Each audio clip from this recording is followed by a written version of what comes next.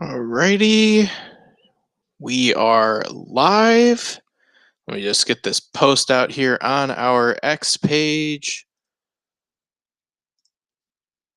Boom, there we go. Okay, round 3 of the Masters complete. Welcome again to our Masters recap show, round 3 edition. I'm Tyler Hergert.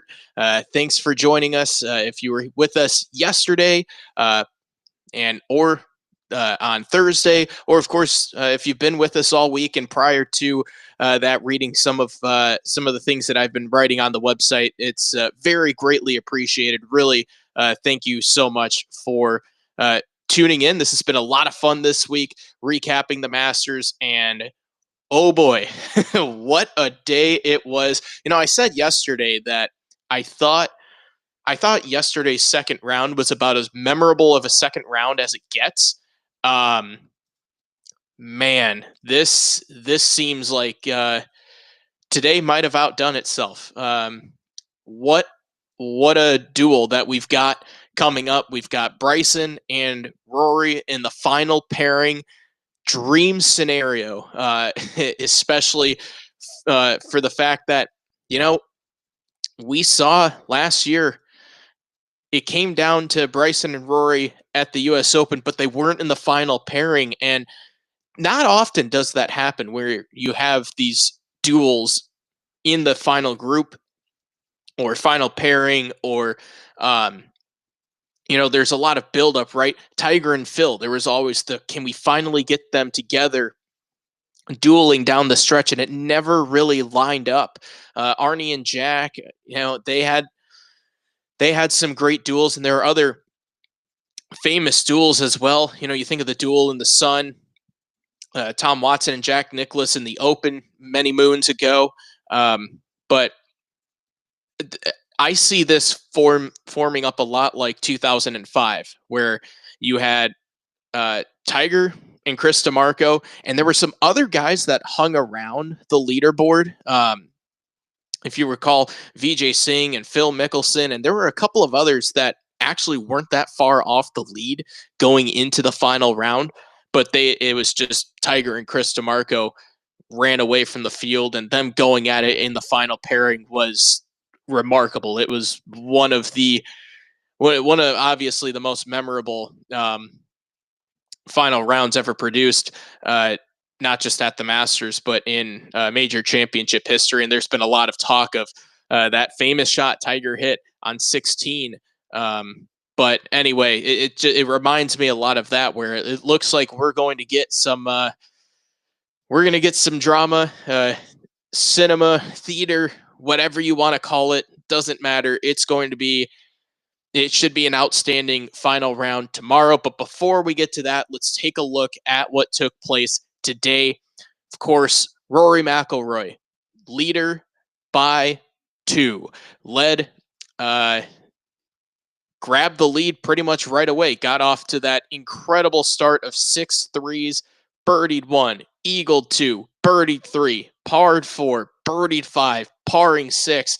And after that, it kind of turned into a round of like 3 rounds inside. It was like a tale of, sometimes we say in other sports, a tale of 2 halves, or a quarter was a tale of 2 halves. This was like 3 rounds jam packed into one. You had that blistering hot start with the 6 threes in a row, but then he played the next 6 holes not well. Played them at 2 over, bogeyed 8, bogeyed 10, and going +2 in 3 holes. You're thinking, oh boy, what could happen here? Gets 2 huge pars on 11 and 12, and then taking advantage of the par fives. It's been something I've been saying all week long. You got to take advantage of the par fives. You have to play them as if they're par fours, and he did exactly that. Birdie 13, and of course the eagle on 15 that we'll talk about in a little bit. Shooting a 66 for the second straight day. He gained 6.3 strokes on the field. That is number 1. He also gained tee to green, number 1 strokes gained on the field. Nearly 6.5 strokes he gained on the field. Around the green, the chip in at 2 certainly is going to help. He gained nearly over 3 strokes on the field. How about strokes gained approach? That's something we'll talk about with Bryson in just a moment. 2.29. Putter, not so good for Rory. Lost about a tenth of a stroke putting, and that's been the kryptonite for Rory McIlroy his entire career, especially down the stretch. His putting not up to what it, that's just not a winning formula to be losing strokes. He's gotten away with it. He's only gained zero point 0.3 strokes on the field putting. That puts him at 30th in the field compared to Bryson, who has been relying on the putter and around the green to get himself into position to where he's at right now to possibly win the green jacket. But this start from Rory was fantastic, of course, but I think the bounce back on the two par fives on the back nine really solidified the round. I mean, of course, everyone's going to be talking about the fact that he was able to not just get those all those threes, but to hole out on two. I think a birdie on five is pretty darn good. Taking a look at how the holes played today, five was the toughest hole on the course, and he was one of three birdies today, Rory. So that just goes to show how difficult five was playing. To get that birdie, man, that was huge. No surprise that you're seeing 2, 8, 13, 15 playing as some of the easiest holes on the course. You also toss in 3 as the third easiest hole on the course. But you have to take advantage of those eagles. He was the only player of those par fives. He was the only player to eagle the 15th hole was Rory McIlroy, and that's what you got to do. You have to make sure that if you can play those at 4 under, and Rory was one step ahead of that.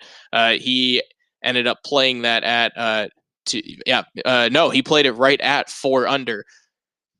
Ends up allowing himself to have a couple of those bogeys. You mix in some birdies elsewhere, and there you go. That's how you end up shooting 66. Affording himself those mistakes by taking care of the par fives is going to be huge. And we saw some of the struggles on 15 earlier in the week, bouncing back today with a huge eagle and that 6-iron. That looked identical to Tiger Woods in 2011. If you recall, Tiger had 215 in. Today, Rory had 209 in, and they both hit almost identical shots. I mean, go back and watch that shot from 2011. It was almost the exact same. It was same ball flight. They both walked after it very nonchalantly. Landed, I mean, you could probably draw like a 6-inch circle as to where both of those balls landed. And but Tiger ended up missing that eagle putt, effectively taking him out of the running for that Masters, although he would have needed a little bit of help anyway. But Rory ends up stepping up and drilling that putt. And how huge does that putt look now? Knowing that what Bryson did on the 18th hole, getting that birdie, getting himself to -10. I was saying maybe -11. That was my prediction. You get to -11, and that could be it. Clearly, that's not going to be the case. We'll talk in a little bit about what I think the number is for either Rory or Bryson to win.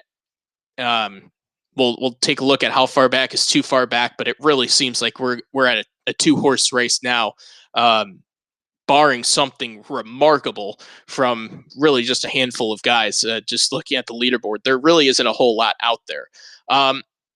Something that is interesting on Data Golf for their stats, they have an area. It's called their bomb-o-meter. So round 1 was a straight baller's paradise. Round 2, straight baller's paradise.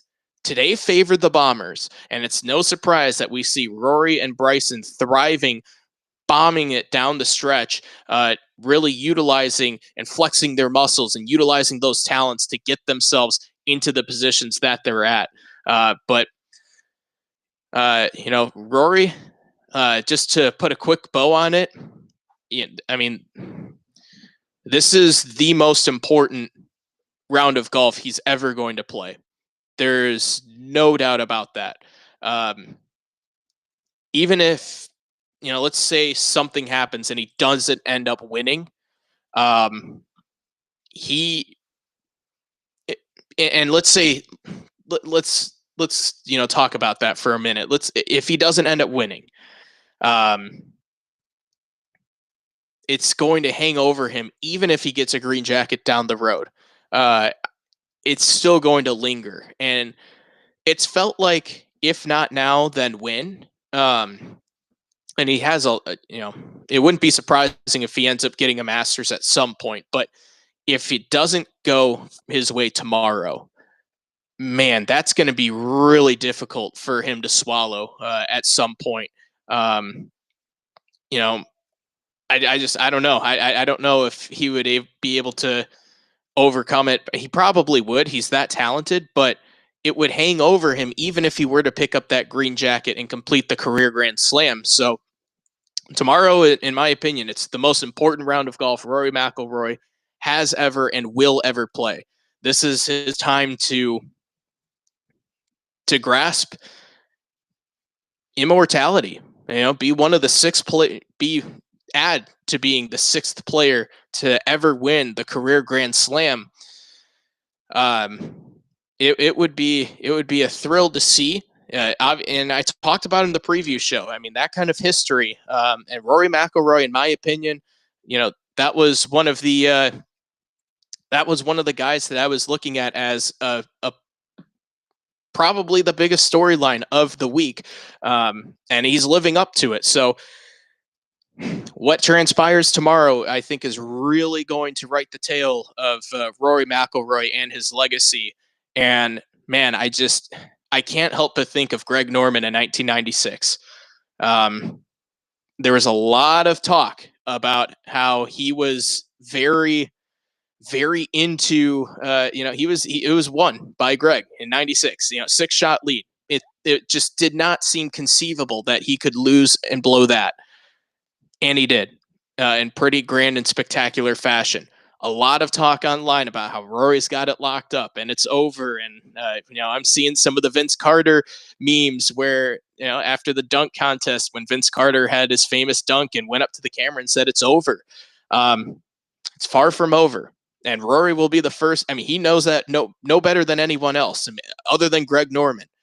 Rory knows that because of what took place in 2011, holding the lead after 63 holes, steps up on 10 and pulls it left. And today, he gets a little bit of that back by nailing that shot, putting it his second shot, putting it right next to the hole and having having a great putt there. Or no, that wasn't him. I'm misremembering, or maybe that was yesterday. Either way, no, that was Corey Connors who hit a great shot on 10. But Rory, man, he's got to take care of business tomorrow. If not now, then when? And if it is sometime else down the road, it probably won't feel as sweet. But wow, what a performance! 66, 6 under. That was pretty impressive. Got a couple of fellas in the chat. Thanks for joining us. And if you have anything else that you want to add to the chat, let me know. I apologize. I completely missed that yesterday. Still working things out. We're still new in the YouTube Live era. Papa Locke asks, do you think Live Golf will last much longer? It's a good transition to talk about Bryson. That's a tough one because I see a world where it exists, and then I also see a world where it dissipates. And I think Live will last as long as Yasser Al-Rumayyan wants it to last. I think I don't want to talk about this too much. We can talk about this a different time. But just to put a short answer to that, I think it will last as long as Yasser wants it to last. And it will be interesting to see how negotiations go, especially because I've been writing about, these ratings could tilt in the favor of the PGA Tour, and it seemed like for a long time Liv had a lot of the leverage, could the PGA Tour have leverage. Liv seems to be playing more of the global game, which I think is smarter for them. I think they should just try and worry about grasping a global audience, and then eventually maybe that's where they grab an American audience later down the road. But it's so unpredictable, and it seems like at any time you have to expect the unexpected because it could be coming out of nowhere. So um, it's tough to say. I mean, the amount of money that they've spent into Liv, it would be weird for all of those people to put in all of that money for for the Saudis to put in all of that money and then say no. 5 years is good enough. Yeah, we'll agree to a deal with the PGA Tour, but I suppose weirder things have happened. Okay, let's go to Bryson DeChambeau. A lot to talk to there. Man, iron play is really hurting DeChambeau right now. He lost almost 2 strokes on approach shots. I mean, and gained strokes everywhere else around the green. 2.5 strokes, gained over a stroke putting, gaining nearly a stroke and a half off the tee and over 2 strokes tee to green. But his iron play is what set him back, and he probably would have shot 66 had he hit a couple of those irons a little more accurate.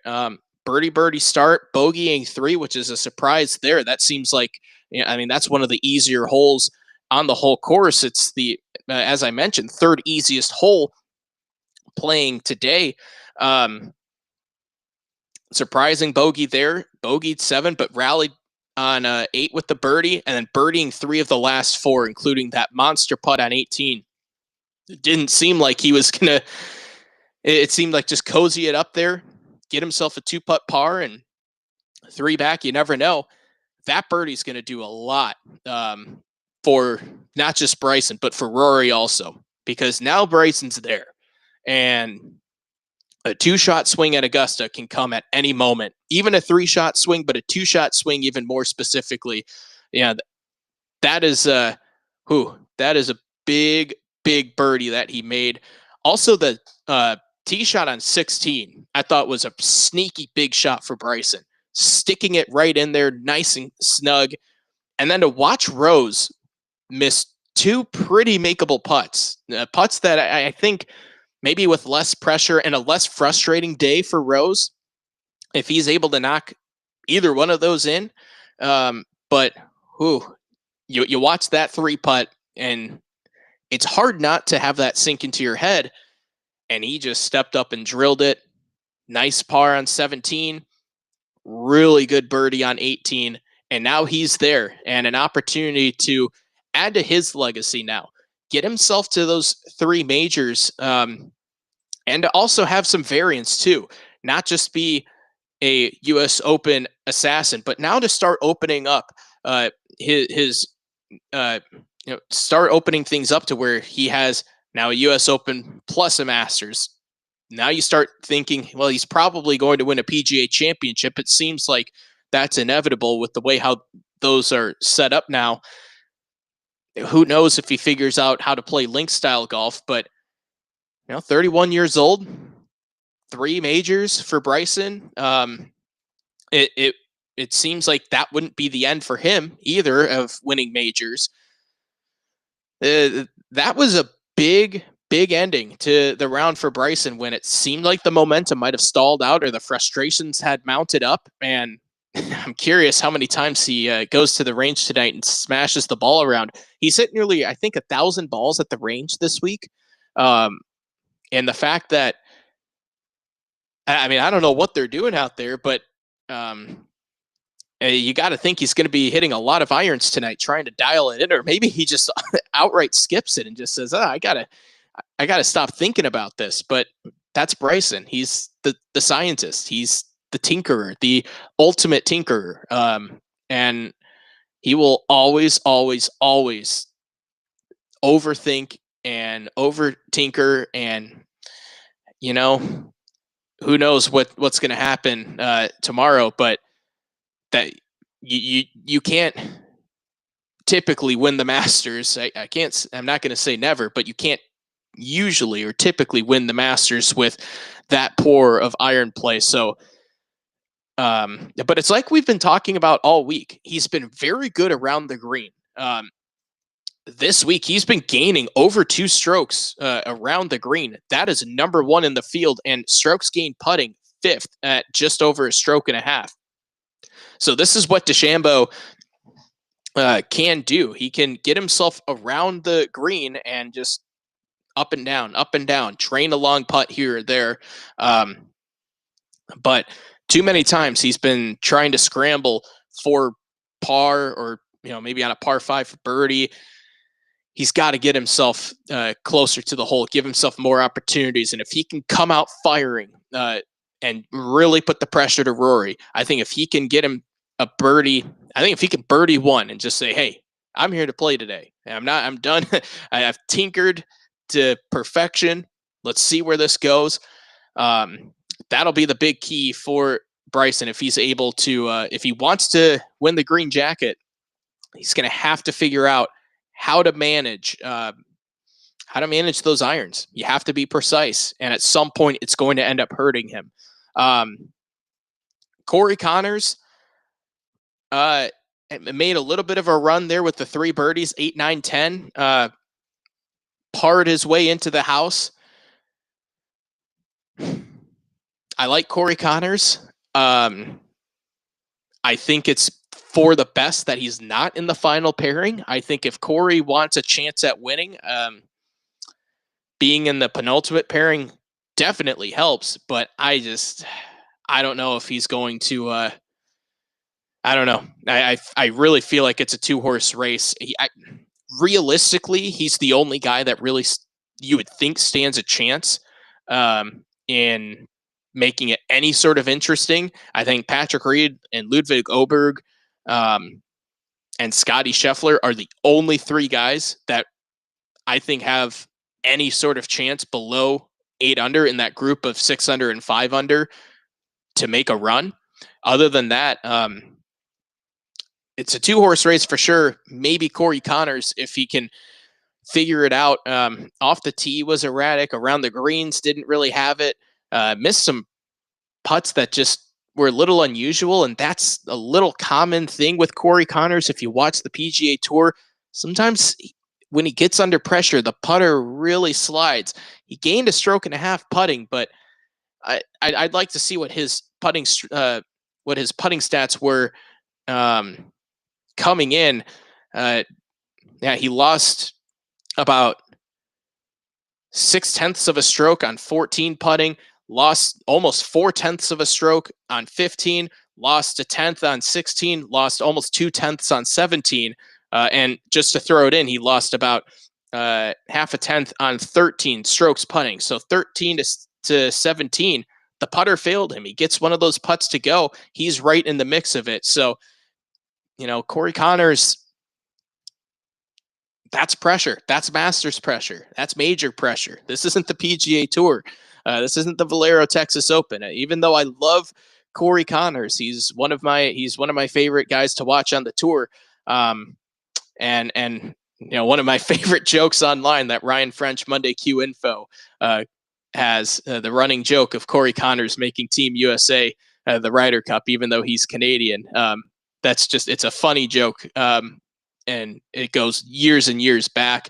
But, I love watching Corey. I'd love to see him win a green jacket. I think this course really fits his eye. And it would be cool for Canada 22 years after Mike Weir, but I don't really see Corey Conners. I don't see him contending. I could see him maybe getting close and then dropping back. But he's the only other guy that I see really having a solid chance. Someone's asking what handicap do I have? We don't need to go over that. It's nothing worthwhile what my handicap is. Someone's asking, why is Shane Lowry always grimacing? Well, today he had a lot to grimace about. That's for sure. Shooting 72. It was a wild ride. Couple of birdies. There was a moment where I was thinking maybe it could be Shane Lowry and Rory McIlroy in the final pairing. Um, but just like Corey Connors, putter let him down, and on 17, um, it it's hard because the cameras don't really do it justice how much slope there is at Augusta, and that's one of those putts where it seems pretty easy, pretty straightforward, but it's not.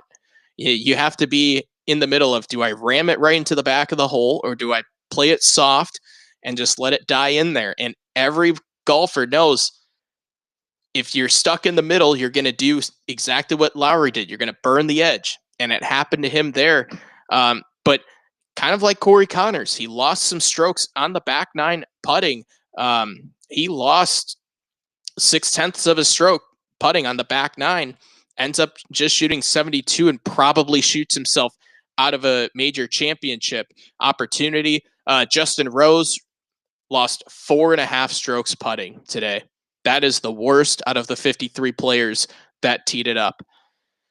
Just, man, don't like to see that for Rosie. Shooting 75, as I've said earlier in the week, he's a guy that I think, and a lot of people would agree, should have more than just one major. He's talented enough to where he has more than one, or that he should have more than one. Of course, he has the plus he has the gold medal in the Olympics, has quite a bit of background, very extensive background, and one of the really good players. And I was listening to No Laying Up. They were talking about whose career was better. Was it Adam Scott or Justin Rose? I say Justin Rose, just due to the longevity of his, not just the longevity, but the fact that he is really contending. Him and Adam Scott have a lot of longevity, but we see Rose at the top of these majors pretty frequently. Last year at Troon, this year, and in many other majors in the past, Rose is typically up there and he hangs around at least once a year. You're like, oh, there's Justin Rose. Maybe he can get his second major. So that's where I stand on Rosie. Frustrating day. Maybe some Masters pressure got into him. A little bit of nerves there, and completely understandable. I mean, he's trying to do something that it's not just for him, and I'm sure Rory will talk about this as well. The fact that playing in front of your kids, and Tiger talked about this in 2019 when he won. It's so much different because they hear about dad, and maybe they read about dad, and maybe they're starting to figure out like, oh, dad's kind of famous. But for them to be there in person, to see it, to live it, it's a whole nother aspect. And surely that's something that Rory will be thinking about tonight. But Rosie unable to cash in today in this week on a pretty great opportunity to win the Masters, and we'll see if he's able to move forward tomorrow. 7 shots back, and especially after the last couple of days, seems like he might have played himself out of the tournament. But let's hop back up to the two guys sitting at T4, Patrick Reed and Ludwig Oberg. I'm going to start with Reed because he got into the house quite early. Shot 69, 3 under today. Putted very well. 7th in strokes gained putting. 2.37 strokes gained. Didn't have his best approach shots, but he also birdied 16 and 18 to finish things up. I think Reed and Oberg are the two guys that I could see go really low. But even if they shoot, let's throw a number out there, 66, that just gets them to 12 under. I don't see that being a winning score. Even if they were to shoot 64, 63, I'm still not sure that's winning the Masters. That might get you into a playoff. You'd have to probably bank on 63. But those are the two guys. And I talked about this throughout the week as well, about Reed having that Masters knowledge. He's played pretty well on LIV this year, pretty steady, has had himself, a slow rise throughout the year. And here he is finding himself inside the top 5, and he's a pretty darn good Masters player. Whatever your thoughts are on him, that's separate from what he does on the golf course, or that's that's separate than what he does at least at Augusta. He usually plays pretty well here, and you know what? Here he is finding himself towards the top again. And Ludwig, man, 14, 15, 16 birdies there, also shooting 69 around the green, and approach shots didn't have his best, lost about half a stroke each there, but putted spectacularly. He was third overall in strokes gained, 3.30 strokes gained putting today. And Ludwig is you know, I talked about it a lot this week of how I think he's going to win many, many majors. I think it's just a matter of time. I think he will get at least 3 or 4. It would be shocking if he only has 1 or 2 just with this talent. But I mean, look at Dustin Johnson. Look at the guy who I was just talking about for a little bit, Justin Rose, and there are many, many others where you're Greg Norman too, another one that I talked about earlier. Guys that you think, wow, how did they not win more? But Ludwig's so young, so calm. I talked about his demeanor yesterday, and I really loved what he was talking about earlier in the week with patience, and he's showing that once again. And he is going to be a bright, bright star. Such a young player, and he plays like he's 35 and has won like 2 or 3 of these. He just knows exactly what to do, when to go at pins, when to not. It'll be fun seeing him play maybe a little bit looser tomorrow going into the final round. Let's see. Fun to know if someone talks a lot about golf, need to know how good of a golfer that person is. Good plus good equals epic. Well, I'm a little under a 6 handicap for what that's worth. Played 4 years of competitive high school varsity golf, played a year of JUCO golf as well, and been around quite a lot of talented golfers, and been around golf for pretty much my entire life. So there's my credentials for you. I think it's Cestus, if I'm getting that correct. So there you go. Just dropping that in there for you. But Rose could be 15 under if he played the same. Yeah, and it's what I said it after, I believe it was Thursday's round. If he goes 71, 71, 71, that gets him to 10 under, and I'm not sure if that's enough. Boy, he would be really looking forward to any sort of score under par for today, because man, 75. I mean, even if he shoots 71, that puts him at 9 under, and you never know where that could go for Rose, especially just being 3 back. I talked about earlier, those 2-shot swings can drop down, so quickly. Same thing with the 3-shot swing. We saw that with Scotty Scheffler on 12 yesterday, getting that magical break from the bushes over the green.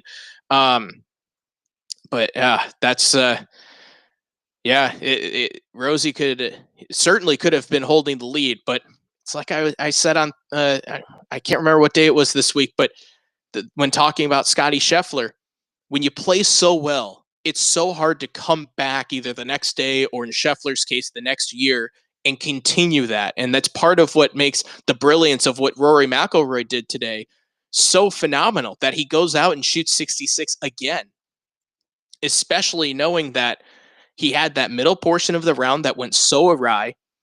Also, the fact that he's got the weight of the world on his shoulders. No one needs a green jacket more than him to add to their legacy.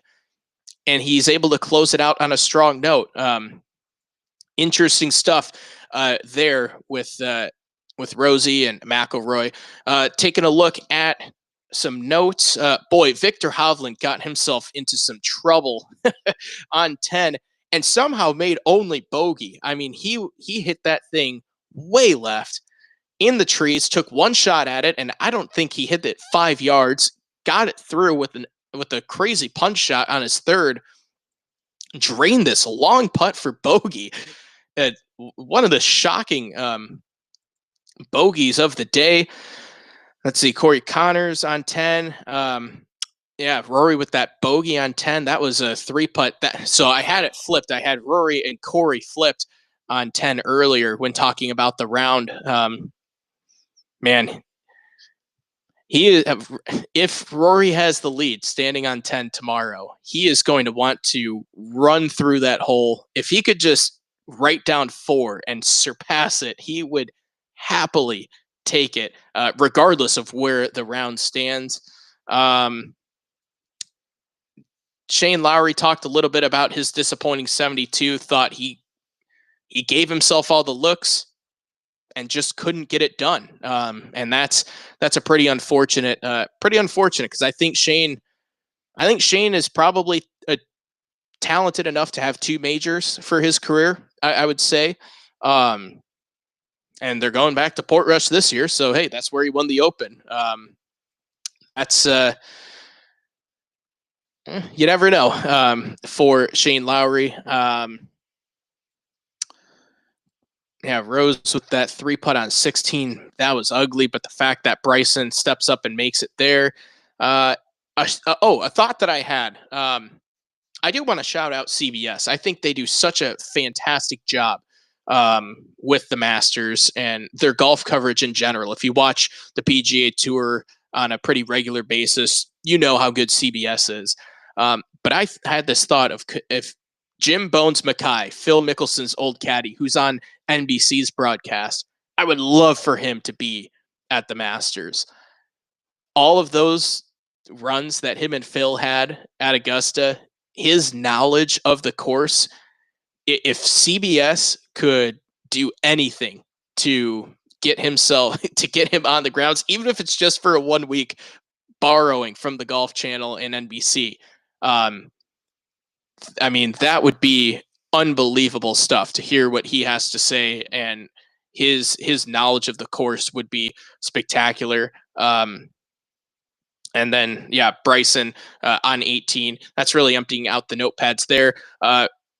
Papa Lock asks, I've never broken a 100. What advice do you have for me? Short game.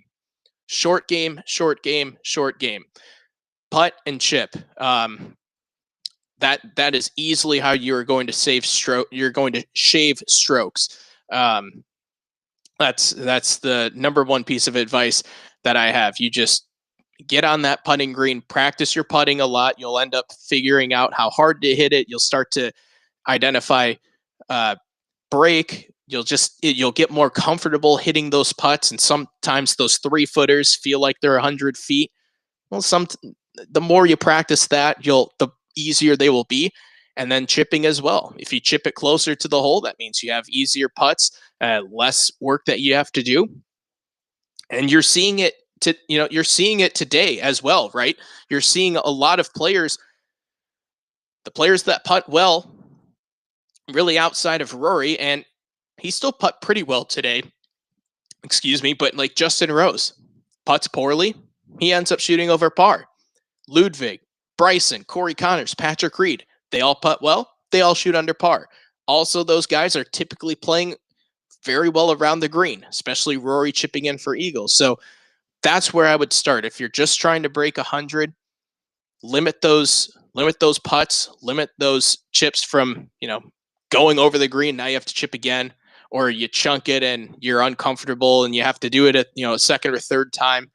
That's the best way to do it. Short game, short game, short game. That's the number one thing that I would practice. Okay, let's take a look at what will be upon us tomorrow. I said it from the top. I'll reiterate it again. I think we've got ourselves a duel between Rory and Bryson. I think this is going to be one of the most epic final rounds that we've had. It's building up to that, and I certainly hope it lives up to the billing. And the fact that they're in the final pairing together makes it that more special. Just so excited for it. If you like golf in any capacity and aren't excited for tomorrow, I don't understand. Even if you just like sports, you don't even have to like golf. This is what you want. You want the 2 biggest stars in whatever sport it is going head to head. We live for this as sports fans of any kind, whether it's the NCAA tournament where you have 2 1 seeds going at it, 2 1 seeds in a Super Bowl, 2 1 seeds in an NBA Finals or a Stanley Cup final. You want the stars there going at it. And that's what we've got tomorrow. It's a very rare opportunity that we have to see that take place in golf specifically. Just because usually they're maybe a pairing or a group ahead like it was at the US Open, but we get it here. We are so blessed with it, and it's going to be some great drama. It's going to be action packed and two different styles. Rory talked about it in his post round interview with Amanda Balionis, where he said he's going to try and stay in his own little world. And Bryson's the complete opposite. He is so antithesis of what Rory is going to try and do. Bryson's going to be playing to the crowd, and he's going to be boisterous and energetic and emphatic and, playing with the crowd and the back and forth, the patrons, I should say. It's going to be so different. You won't see a bigger dichotomy of a pairing in a final pairing ever than these two and what they're going to be doing. And I can't wait to see how the patrons react. Will there be louder Rory cheers or will there be louder Bryson cheers? That's probably an underlying story that will be interesting as to how loud are these roars for each of these players from the patrons. But I think of the duel in the sun. I think of 2005 Masters. You think of some of these famous duels. I think we're getting one tomorrow, and it's been building up, not just this week, but for a couple weeks. There's been this buildup of Rory wins the Players, Bryson's trending forward, Rory winning the AT&T Pebble Beach Pro-Am, and it just has crescendoed to this final round of excellence. And I think the number is 15 under. That would mean Bryson would have to shoot 67. Rory would only have to shoot 69. I think 14 under is a playoff. I think 15 under gets you a green jacket. Corey Connors, I think, is realistically the only player that has a chance that could spoil the party for either Rory or Bryson. But he'll have to do it a pairing ahead. So he'll be looking back quite a bit, perhaps, to see what's going on behind him, or maybe that will help Corey Connors and he can just stay focused and focus on what's ahead of him and not look off to the side or look behind him as to what's going on. But it should be an epic day tomorrow. I'm hoping for a playoff. I think it would be really excellent if we could have Rory and Bryson playing more than 18 holes. Maybe they should throw it back to 1935 when Gene Sarazen had that famous double eagle. He had that double eagle, right? Makes it on 15, then has three very nervy pars, and he talked about it when he was alive about how nervous he was just to make those pars to get himself into the house to the playoff.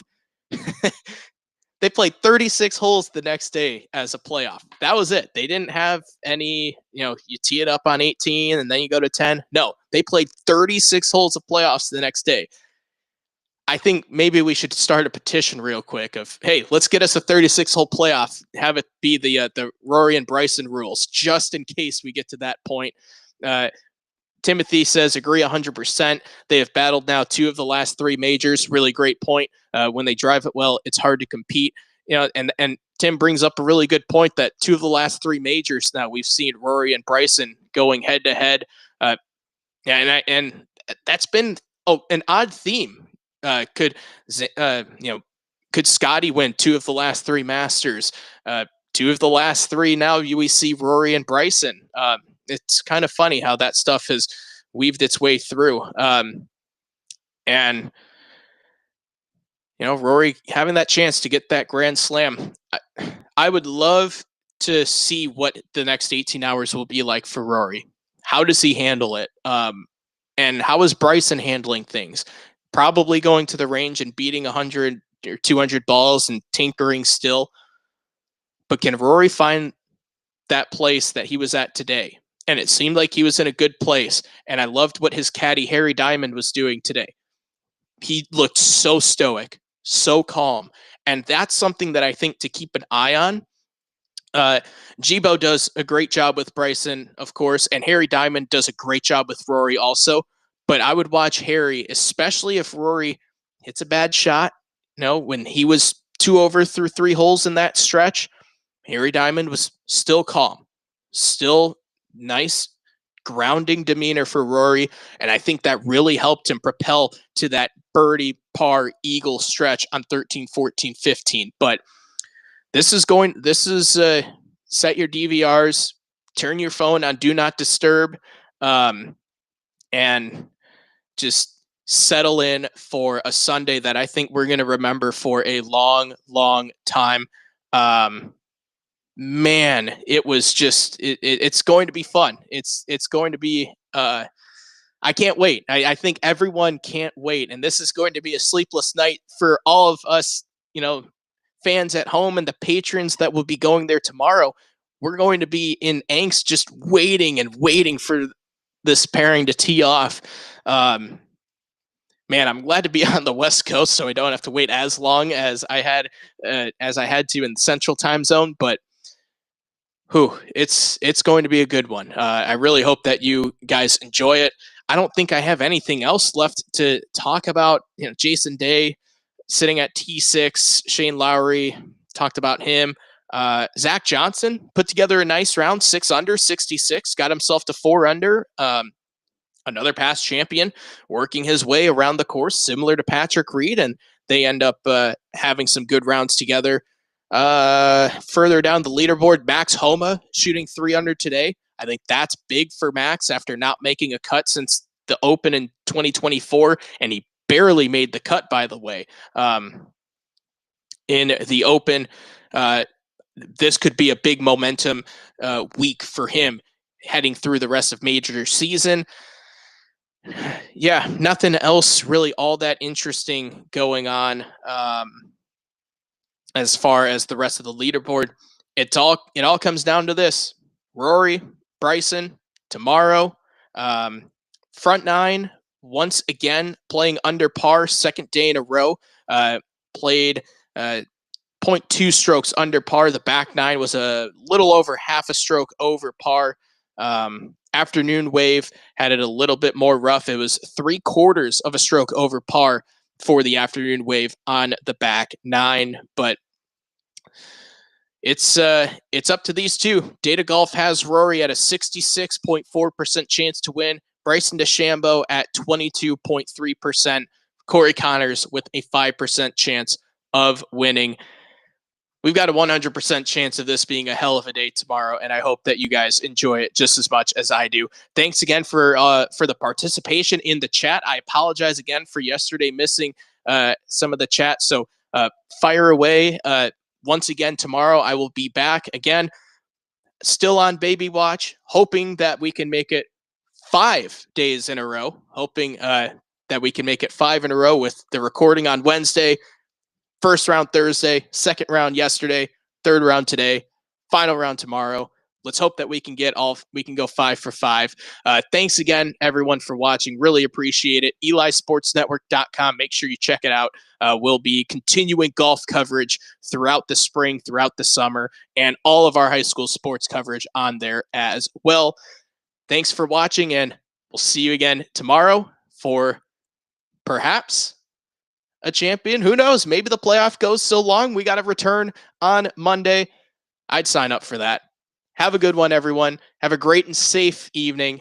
See you right back here again tomorrow.